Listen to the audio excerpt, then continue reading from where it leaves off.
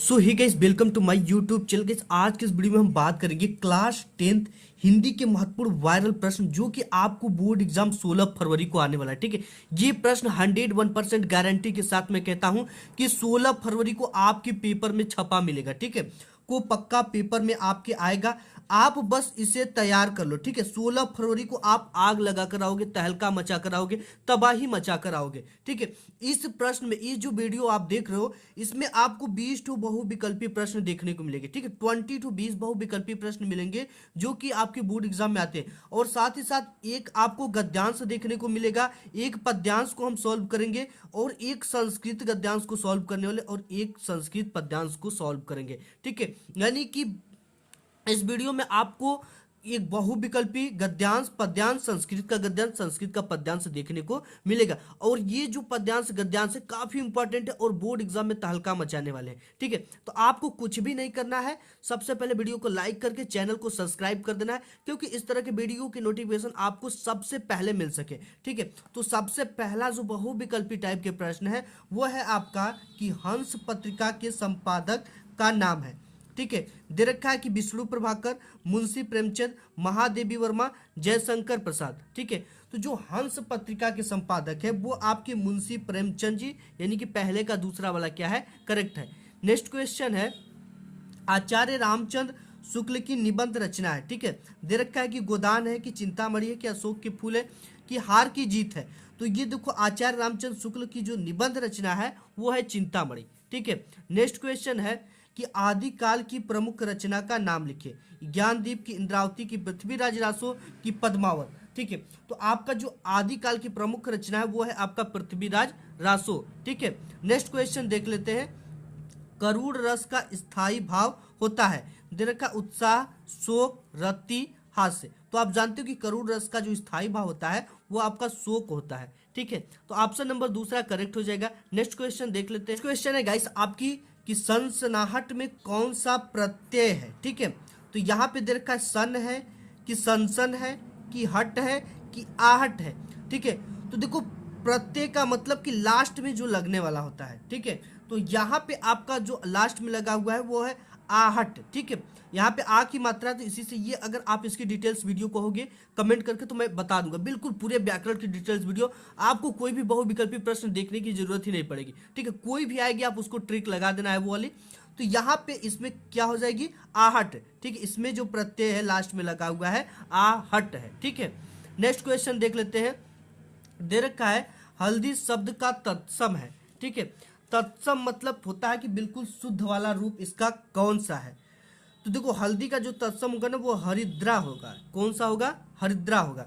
इसके बाद next question है कि यद्यपि का संधि विच्छेद है। किसका, यद्यपि का संधि विच्छेद है। दे रखा यदि धन अपि, यद्य प्लस अपि, यद प्लस अपि, इनमें से कोई नहीं।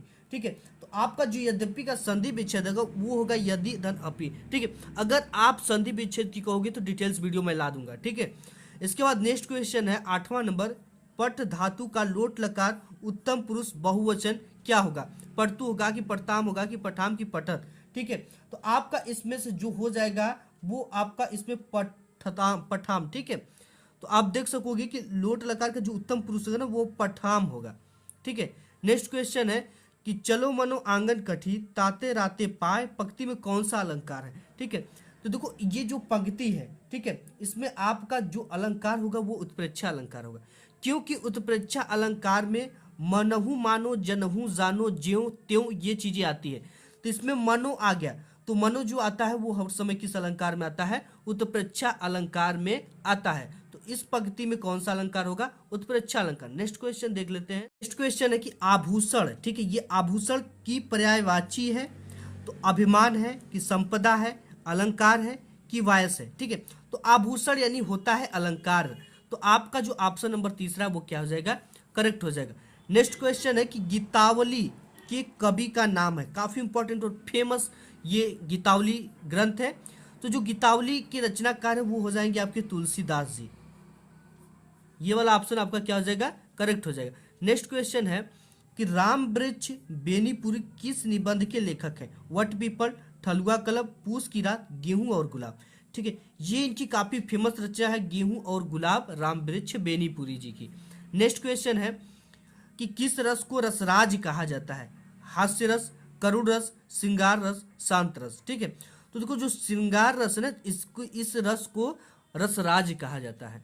नेक्स्ट क्वेश्चन है कि नीरजा के रचयिता का नाम क्या है? जयशंकर प्रसाद, डॉक्टर राम कुमार वर्मा, दिनकर, महादेवी वर्मा। ठीक है, तो नीरजा जो महादेवी वर्मा जी का काफी फेमस रचना है, तो आपका ऑप्शन नंबर चौथा क्या हो जाएगा? करेक्ट हो जाएगा। नेक्स्ट क्वेश्चन 15 नंबर है कि प्रयोगवाद के प्रवर्तक कौन है? ठीक है, प्रयोगवाद के प्रवर्तक निराला है कि प्रसाद है कि अज्ञेय है कि वर्मा है? ठीक है, तो देखो जो प्रयोगवाद है ना, इसके जो प्रवर्तक है आपका वो है अज्ञेय जी। क्वेश्चन देख लेते हैं कि प्रयोगवाद के प्रवर्तक है, ठीक है, निराला है कि प्रसाद है?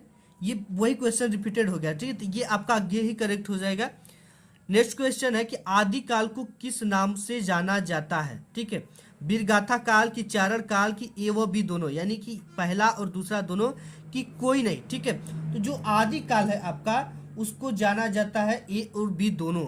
ठीक है, वीरगाथा काल और चारण काल दोनों से ही जाना जाता है। ऑप्शन नंबर आपका तीसरा क्या हो जाएगा? करेक्ट हो जाएगा। ठीक है, इसके बाद नेक्स्ट अतीत के चलचित्र के लेखक है जयशंकर प्रसाद पंत, महादेवी वर्मा है, यहाँ पे ये गलत लिखा गया, महादेवी वर्मा, और यहाँ पे है दिनकर जी। ठीक है, तो देखो जो अतीत के चलचित्र लिखी है वो लिखी है आपकी महादेवी वर्मा जी। ठीक है, इनका काफी फेमस ये रचना है। इसके बाद है ये मुंशी प्रेमचंद की पूस की रात कहानियों के लेखक है महादेवी वर्मा, जयशंकर प्रसाद, मुंशी प्रेमचंद पंत। ठीक है, तो ये जो इनकी पूस की रात मुंशी प्रेमचंद की काफी फेमस रचना है। ठीक है, तो ऑप्शन नंबर तीसरा आपका क्या हो जाएगा?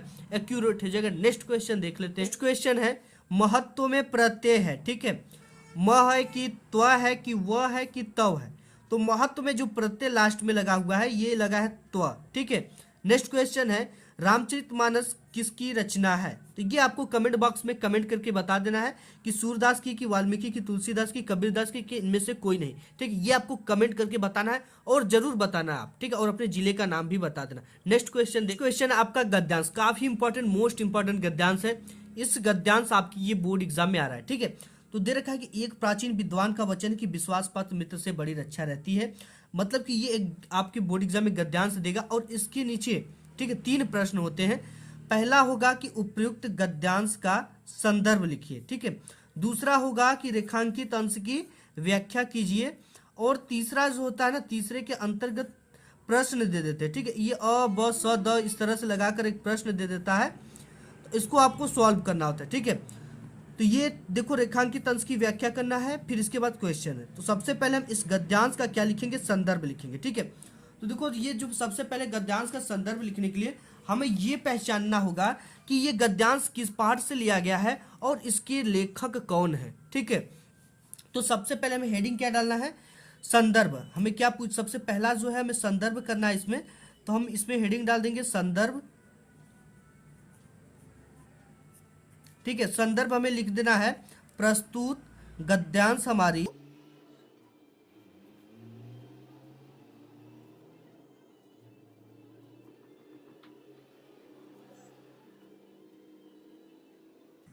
अब देखो यहाँ पे हो गया पाठ्य पुस्तक, और आपको हिंदी को हर समय किससे पेन से लिखना है? ब्लैक पेन से। ठीक है, और ब्लैक पेन से लिखने के बाद इसे कामा में इन्वर्टेड कामा लगा देना इस तरह से। हिंदी गद्य खंड में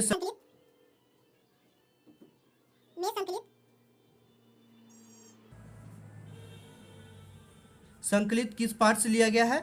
ये लिया गया है आपके मित्रता पाठ से। ठीक है,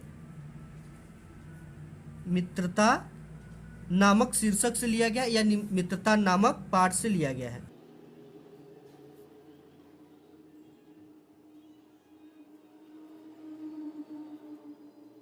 ठीक है, ये हो गया मित्रता नामक पाठ से लिया गया है।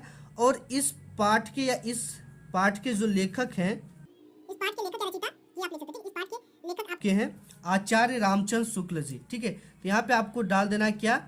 आचार्य, ये हर समय ब्लैक पेन से लिखाएंगे। ठीक है, आचार्य रामचंद्र शुक्ल। ठीक है, ये आचार्य रामचंद्र शुक्ल जी है, इसको भी इनको भी क्या करना है? कामा में लिखने के बाद आपको लिख देना यहाँ पे है। ठीक है, ये चीजें आपने लिख लिया। इसके बाद नेक्स्ट जो है इसमें आता है कि रेखांकित अंश की व्याख्या कीजिए। किसका? रेखांकित अंश की व्याख्या करना है। तो देखो रेखांकित अंश की किसकी किसकी व्याख्या करना है, तो हमको कहाँ किसकी व्याख्या करना है? यहाँ से लेकर यहाँ तक, यानी यहाँ से लेकर यहाँ तक जिसके नीचे भी रेखा खींचा गया ये, ठीक है, ये जिसके नीचे रेखा क्या खींचा गया इसकी हमें क्या करना है, व्याख्या करना है। ठीक है, तो सबसे पहले व्याख्या करने के लिए आपको शुरू के दो शब्द, ठीक है, शुरू के एक से दो शब्द और लास्ट के एक से दो शब्द आपको क्या करना होता है, लिख लेना होता है। ठीक है, सहायता देंगे तक, ये चीजें जब भी आप गद्यांश सॉल्व करो तो आपको इस तरह से लिखना है। तो यहाँ पे आपको क्या लिखना है, लिखना है गद्य। ठीक है, और शुरू के पहला शब्द क्या, एक प्राचीन, आपको क्या लिख लेना है यहाँ पे, एक प्राचीन। ठीक है, ये संदर्भ लिखने से पहले आपको लिखना है एक प्राचीन, dash dash dash dash dash dash, यहां से जो लास्ट वाला है सहायता देंगे तक लिखना है। ठीक है, ये चीजें आपको संदर्भ से भी पहले लिखना है, तभी चीजें चालू करना है। ठीक है, सहायता देंगे,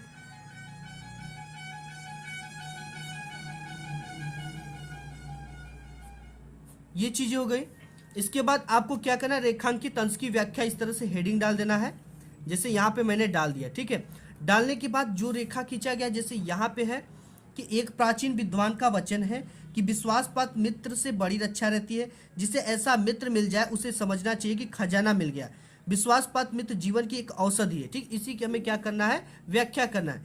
तो ये देखो व्याख्या इस तरह से लिखना, अच्छे मित्र में उत्तम वैद्य की निपुणता तथा परख होती है, जैसे अच्छा वैद्य रोगी के शारीरिक दोषों को चतुरता से समझ लेता है, उसी प्रकार से जो मित्र होना चाहिए ना, वो अपने दोस्त के बुराइयों को समझकर उसे इजीली यानी आसानी से दूर कर दे, वही सच्चा मित्रता है। इसी बारे में लेखक ये बताना चाहते हैं, वही चीज है। देखो क्या करता है, जैसे अच्छा वैद्य रोगी के शारीरिक दोषों को चतुरता से समझ लेता है, रोगों को परख कर उनकी उचित चिकित्सा करता है, उसी प्रकार एक सच्चा मित्र अपने मित्रों की बुराई को समझकर बड़ी चतुराई से उन बुराइयों को दूर कर देता है। ठीक है, ये चीजें बिल्कुल इसी तरह से आपको व्याख्या लिखना है, ये जो रेखांकित अंश है। इसके बाद क्वेश्चन इसके नीचे दे रखा है, क्या दे रखा है कि एक सच्चा मित्र किसे कहते हैं। एक सच्चा मित्र हमें किसे कहेंगे, देखो यहाँ पे एक सच्चा मित्र वही होता है जो हम कुमार्ग पर पैर रखें तो हमें सचेत करेंगे, जब हम हतोत्साहित होंगे तब हमें उत्साहित करेंगे। ठीक है, ऐसा सच्चा मित्र होता है। जैसे यहाँ पे हमने लिखा है, लेखक जो हमें उत्तम संकल्पों में दृढ़ रखे, कुमार्ग के प्रति सचेत करे। ठीक है, और हमें हतोत्साहित होने पर उत्साहित करे। नेक्स्ट क्वेश्चन, इसमें एक दूसरा क्वेश्चन दे रखा है, लेखक ने सच्चे मित्र की तुलना किससे की, तो इसमें वैद्य से किया गया है, तो यही चीज आपको लिखना है, लेखक ने सच्ची मित्रता की तुलना उत्तम वैद्य से की है। ठीक है, नेक्स्ट क्वेश्चन है कि हमें अपने मित्रों से कौन सी आशा रखनी चाहिए, तो यहाँ पे क्वेश्चन का आंसर ये लिखोगे कि दोषों और त्रुटियों से बचाए, कुमार्ग के प्रति सचेत करें और हतोत्साहित होने पर हमें क्या करें, उत्साहित करें। ठीक है, तो ये पहला हो गया। इसके बाद अब पद्यांश देखेंगे, नेक्स्ट जो है वो पद्यांश है। ठीक है, और ये जो पद्यांश है वेरी वेरी इंपॉर्टेंट पद्यांश है, इस पद्यांश को आप तैयार कर लेना, क्योंकि ये बोर्ड एग्जाम में आपके 100% पूछा जाएगा। ठीक है, तो देखो इसके लिए आपको कुछ भी नहीं करना है, सबसे पहले आपको पद्यांश को पढ़ना है। अभिगत गति कछु कहत न आवे, ज्यों गूंगे मीठे फल को रस अंतरगत ही भावे। इसकी आपको व्याख्या करना। इसके नीचे भी 3 क्वेश्चन देते हैं। उपयुक्त पद्यांश का संदर्भ लिखिए, रेखांकित अंश की व्याख्या कीजिए, निराकर इससे रिलेटेड 2 क्वेश्चन देगा। ठीक है, तो ये चीज को आपको सबसे पहले लिखने के लिए हमने बताया कि शुरू के 1 से 2 शब्द आपको लेना और लास्ट के 1 से 2 शब्द लेकर आपको सबसे पहले यहाँ पे डाल देना है पद्य। ठीक है, हम पद्य लिख देना इस तरह से, यहाँ पे फिर इस तरह से। इसके बाद क्या है, सगुन पद गावे। ठीक है, तो यहाँ पे हमें लिख देना सगुन पद गावे, ये चीजें हमने लिख दिया। अब हमें क्या लिखना है, इसका सबसे पहले संदर्भ लिखना है। ठीक है, तो हमें हेडिंग क्या डालना है, संदर्भ। इस तरह से हमने हेडिंग क्या डाल दिया, संदर्भ लिखना है। इसके बाद ब्लू पेन से आपको प्रस्तुत पद्यांश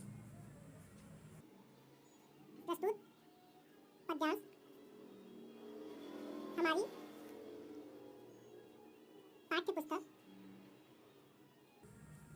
पाठ्य पुस्तक। इसके बाद हिंदी को आपको किससे लिखना है, ब्लैक पेन से। ठीक है, इस तरह से ब्लैक पेन से हिंदी के काव्य खंड। अब देखो यहाँ पे पद्य खंड नहीं लिखना, यहाँ पे क्या लिखना है, काव्य खंड में संकलित संकलित। अब देखो ये जो चीजें है ना, ये काव्य खंड में संकलित पद नामक शीर्षक से लिया गया है, ठीक है। ये सूरदास जी की जो आपके में फेमस रचना है, पद नामक पाठ से या शीर्षक से लिया गया है। तो हम यहाँ पे शीर्षक ही लिख देंगे, नामक शीर्षक से लिया गया है।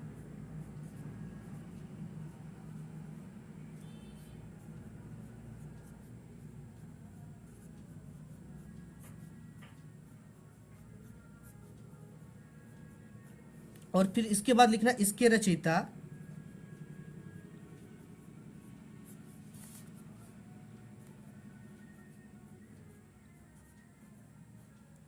इसके रचयिता कौन है? सूरदास जी है, ठीक है।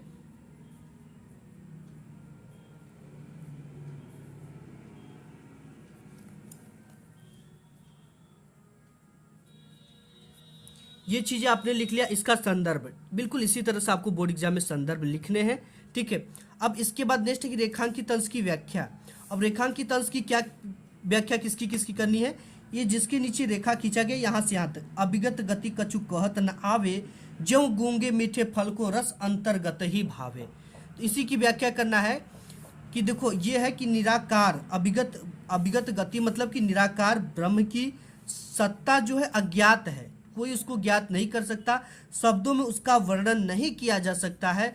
जिस प्रकार गूंगा व्यक्ति मीठे फल के रस को भीतर ही भीतर प्राप्त करता है, उसे फल का रस तो मिलता है और उसे परम संतोष भी मिलता है, किंतु वाणी से वह व्यक्त नहीं करता। बिल्कुल यही चीज़ है। जो गूंगे मीठे फल को, देखो ये गूंगे मीठे फल को खाता तो जरूर है और उसके रस को भी लेता है, पर उसके परम आनंद को भी लेता, लेकिन उसके जो उसकी खासियत है उसको बता नहीं पाता है, ठीक है।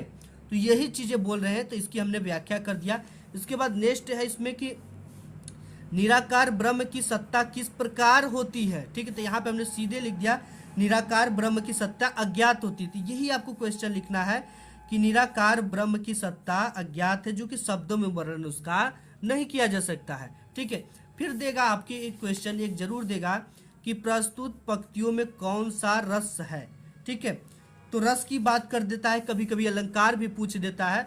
तो उक्त पंक्ति में भक्ति रस मिल रहा है, ठीक है, भक्ति भावना यहाँ पे किया गया है, तो वही रस मिलेगा, ठीक है। तो भक्ति रस मिल रहा है। नेक्स्ट देख लेते हैं आपका, नेक्स्ट है गाइस आपका संस्कृत का गद्य, ठीक है। संस्कृत खंड से लिया गया गद्य है और ये वेरी वेरी मोस्ट इंपॉर्टेंट गद्य है। आपको इसे अभी अभी का अभी तैयार कर लेना है, ठीक है, क्योंकि ये आपके बोर्ड एग्जाम में आ रहा है। नेक्स्ट तो इसमें क्या है, देखो ये वाराणसी सुविख्यात प्राचीन नगरी इयम विमल सलिल तरंगाय गंगाय कूले स्थित अस्या घट्टानाम मूल्याकृति पंगितम धवलायाम चंद्रिकायाम बहुराजते अगणिता पर्यटका सुदुरभ्य नित्यम अत्र आयन्ति अस्या घटानाच शोभाम विलोक्यम इमा बहु प्रशंसति, ठीक है। तो इसका देखो सिंपली मतलब क्या है, इसका हिंदी में अनुवाद करना है हमें, ठीक है। हिंदी में अनुवाद करने से पहले इसका क्या लिखना है, हमें संदर्भ लिखना है, ठीक है। इसके नीचे भी ये देगा कि इस संदर्भ लिखिए और हिंदी में अनुवाद कीजिए, ये शुरू में ही दे देता है। तो सबसे पहले संदर्भ लिखने के लिए आपको क्या करना है, वही चीजें करना है। यहाँ पे वाराणसी डाल देना है और लास्ट वाला डाल देना है बहु प्रशंसति, ठीक है। तो यहाँ पे हम डाल देते हैं आपका वाराणसी, क्योंकि दो ठो देता है ना, तो एक ठो आपको करना होता है, तो ये हिंट्स टाइप का होता है। यहाँ पे बहु प्रशंसति डाल देते हैं।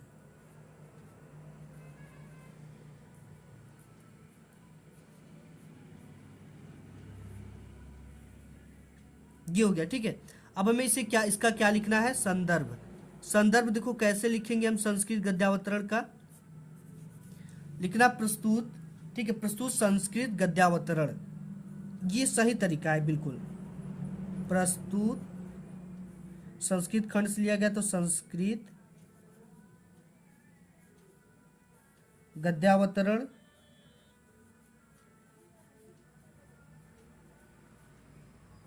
प्रस्तुत संस्कृत गद्यावतरण हमारी पाठ्य पुस्तक, हमारी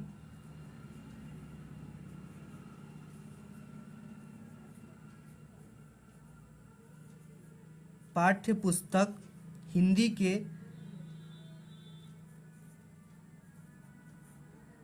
ये हिंदी को ब्लैक पेन से लिख देंगे इस तरह से, ठीक है, हिंदी खंड के, ठीक है, हिंदी या यहाँ पे आप या यहाँ पे भी संस्कृत खंड लिख सकते हो, ठीक है। हिंदी खंड के, यहाँ पे हिंदी खंड के, ठीक है, हिंदी खंड के किस पार्ट से लिया गया है? वाराणसी पार्ट से लिया गया हिंदी खंड के,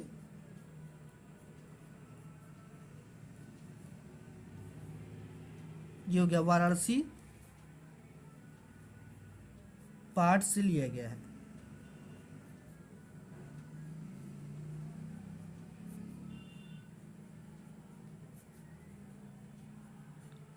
ये आपको लिख देना है, ठीक है। और इसमें जो है वाराणसी के गंगा घाटों का वर्णन किया गया है, इनकी सुंदरता का वर्णन किया, ये भी थोड़ा सा आपको लिखना पड़ेगा, ठीक है। इसमें ये लिख देना, इस गद्यावतरण में या इस गद्य में, इसमें वाराणसी के गंगा घाटों का सुंदरता का वर्णन किया गया, ठीक है।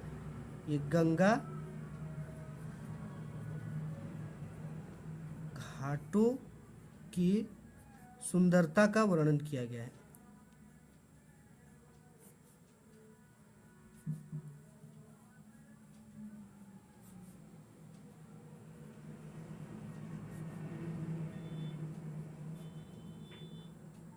ठीक है, ये चीजें आपने लिख दिया कि प्रस्तुत संस्कृत गद्यावतरण हमारी पाठ्य पुस्तक हिंदी खंड के वाराणसी पाठ से लिया गया है। इसमें वाराणसी की गंगा घाटों की सुंदरता का वर्णन किया गया है, ठीक है। अब देखो यहाँ पे वाराणसी सुविख्यात प्राचीन नगरी है, यानी कि वाराणसी जो है वो बहुत ही प्रसिद्ध प्राचीन नगरी है। इयम विमल सलिल तरंगाय गंगा कूले स्थित, ठीक है। यह स्वच्छ, विमल यानी क्या होता है? स्वच्छ, ठीक है। तो ये स्वच्छ जल तरंगों वाली गंगा के किनारे पर स्थित है, ठीक है। इसका हमें क्या करना, हिंदी में अनुवाद करना है। अस्य घटना मूल्याकृति पंडितः धौलायाम चंद्रिकाय बहुराजते, ठीक है। तो इसका मतलब हो गया कि यहाँ पर इसकी घाटों की गोलाकार पंक्ति सफेद चांदनी में बहुत ही शोभित होती है। क्या होती है? बहुत ही शोभित हो देती है। अगणिता पर्यटका सुदूरभ्य नित्यम अत्र आयन्ति। अगणित यानी अनगिनत पर्यटक, सुदूरभ्य मतलब बहुत दूर से, नित्यम यानी डेली, रोज, प्रत्येक दिन, आयन्ति यहाँ पर आते हैं। अस्य घटानाच शोभम विलोक्यम, और यहाँ की घाटों की शोभा बढ़ाते हैं। और इमा बहु प्रशंसति, और इसकी बहुत ज़्यादा प्रशंसा करते हैं, ठीक है। तो इस तरह से आपको हेडिंग डालना, हिंदी में अनुवाद। और ये देखो, वाराणसी बहुत ही प्रसिद्ध प्राचीन नगरी है। यह स्वच्छ जल तरंगों वाली गंगा के किनारे पर स्थित है। इसके घाटों की गोलाकार प्रकृति सफ़ेद चांदनी में बहुत शोभित होती है। असंख्य यात्री यहाँ दूर दूर से आते हैं। इन घाटों की शोभा को देखकर बहुत ही प्रशंसा करते हैं, ठीक है। ये इनका अनुवाद हो गया। नेक्स्ट देख लेते हैं। नेक्स्ट आपका है पद्य है, जो कि हिंदी संस्कृत खंड का से लिया गया है। अब देखो, ये है मान हित्वा प्रियो भवति, क्रोध हित्वा न सोचती, काम हित्वा तवार्थ भवति, लोभ हित्वा सुखी भवेत्, ठीक है। तो आपको इसमें देखो क्या करना है। सबसे पहले आपको संदर्भ लिखने के लिए कहेगा और इसका हिंदी में अनुवाद कहेगा, ठीक है। तो आपको इसका सबसे पहले हम संदर्भ लिख लेते हैं, इसके बाद इसका हिंदी में हम अनुवाद करेंगे, ठीक है। सिंपली संदर्भ हेडिंग डाल देना इस तरह से। डालने के बाद आपको यहाँ पे लिखना है कि प्रस्तुत श्लोक, ठीक है। यहाँ पे श्लोक लिखना है क्योंकि ये एक श्लोक है। यहाँ पे लिखेंगे हम प्रस्तुत श्लोक हमारी पाठ्य पुस्तक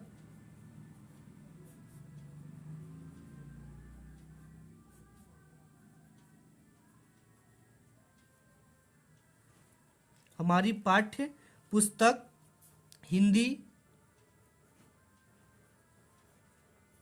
के संस्कृत खंड में, ठीक है। आप संस्कृत खंड भी लिख सकते हो या संस्कृत खंड के, ठीक है। ये लिख देंगे संस्कृत खंड के। अब देखो ये किस पाठ से लिया गया है? ये लिया गया जीवन सूत्राणी, काफी इंपॉर्टेंट है ये पाठ ही, जीवन सूत्राणी,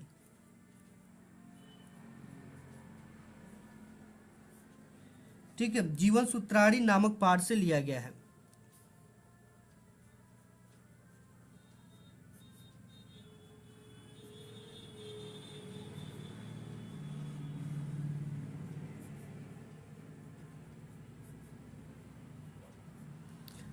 ये हो गया, ठीक है। इसमें क्या है कि त्याग यानी छोड़ने के लिए चीजें बताती। ये देखो क्या है, मान हित्वा प्रियो भवती, ठीक है। यानी कि मान यानी होता है घमंड, घमंड यानी अभिमान, अभिमान का हित्वा यानी त्याग कर प्रियो भवती, मनुष्य के लिए कहा जा रहा है कि मनुष्य घमंड का त्याग कर कर प्रिय हो जाएगा। क्रोध हित्वा न सोचती, और क्रोध का त्याग कर कर शोक नहीं करता है, ठीक है। और यहाँ पे काम हित्वात्मान भवती, और यहाँ पे क्या है कि मनुष्य काम, ठीक है, काम वासना जो होता है, काम वासना का त्याग कर कर बलवान हो जाता है। और लोभ हित्वा सुखी भवित, और लोभ का त्याग कर कर मनुष्य सुखी हो जाता है। तो आपको यही चीजें क्या करना है, यहाँ पे हिंदी अनुवाद हेडिंग डालना है, ठीक है। क्या डालना है आपका, हिंदी अनुवाद।